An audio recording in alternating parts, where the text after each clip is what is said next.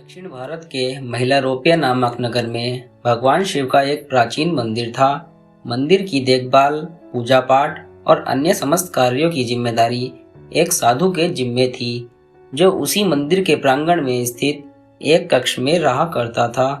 साधु की दिनचर्या भोर होते ही प्रारंभ हो जाती, जब वह स्नान कर मंदिर में आरती संपन्न करता और फिर गांव में भिक्षा मांगने निकल जाता।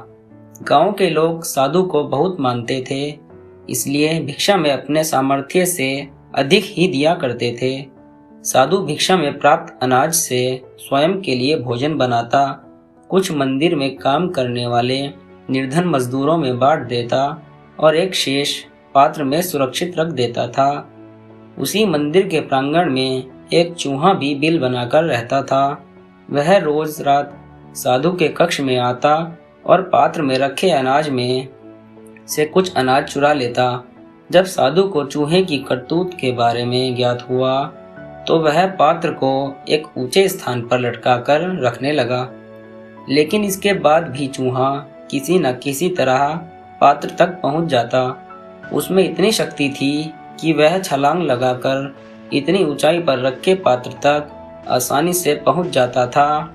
इसलिए चूहे को भगाने के लिए साधु अपने साथ एक छड़ी रखने लगा।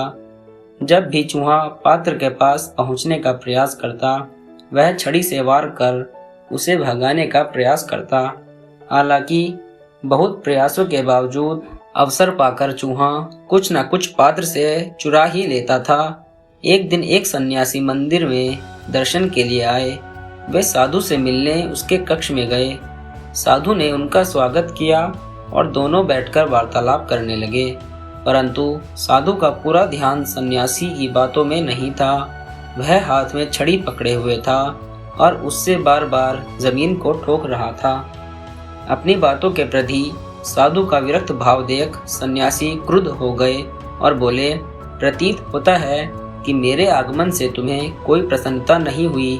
मुझसे भूल हो गई जो मैं तुमसे मिलने आ गया। अब मैं यहाँ कभी नहीं आऊँगा। सन्यासी का क्रोध देख साधु क्षमा मांगने लगा। क्षमा गुरुवर क्षमा, मैं कई दिनों से एक चूहे से परेशान हूँ, जो रोज मेरे द्वारा भिक्षा में लाए अनाज को चुरा लेता है। अनाज के पात्र को ऊंचे स्थान पर लटकाकर मैं छड़ी से जमीन को ठोकता रहता हूँ, ताकि चूहा डर से यहाँ न आए, किंतु वह किसी न किसी तरह पात्र में से अन्न चुरा ही लेता है।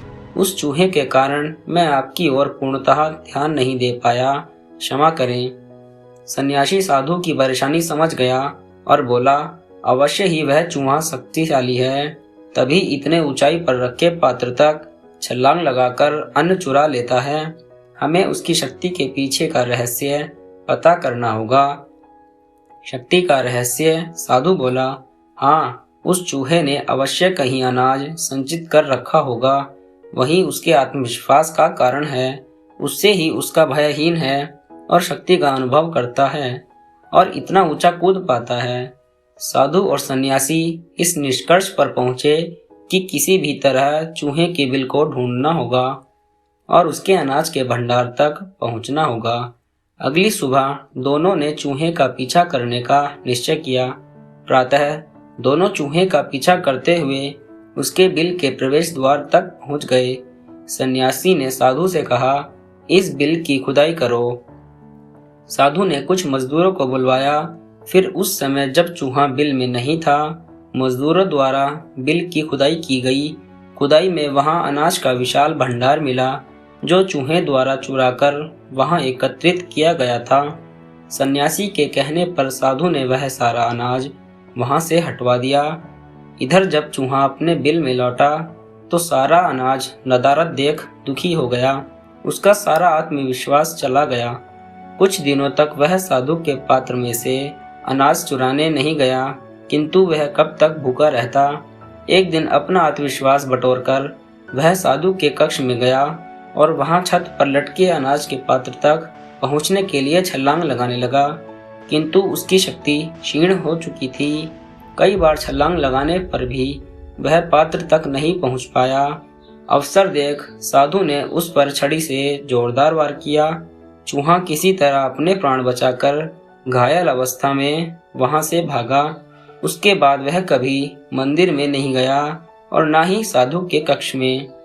सीख साधन संपन्न व्यक्तियों में अपने संसाधनों के कारण उच्च आत्मविश्वास और आत्मबल होता है, किंतु संसाधनों का अभाव उनका आत्मविश्वास और आत्मबल क्षीण कर देता है और वे कमजोर पड़ जाते हैं। इस स्थिति में उन पर नियंत्रण प्राप्त करना और उन्हें पराजित कर पाना सरल हो जाता है। दोस्तों, कहानी पसंद आई हो तो कहानी को लाइक और चैनल को सब्सक्राइब जरूर करें। मिलते हैं किसी नए अध्याय में।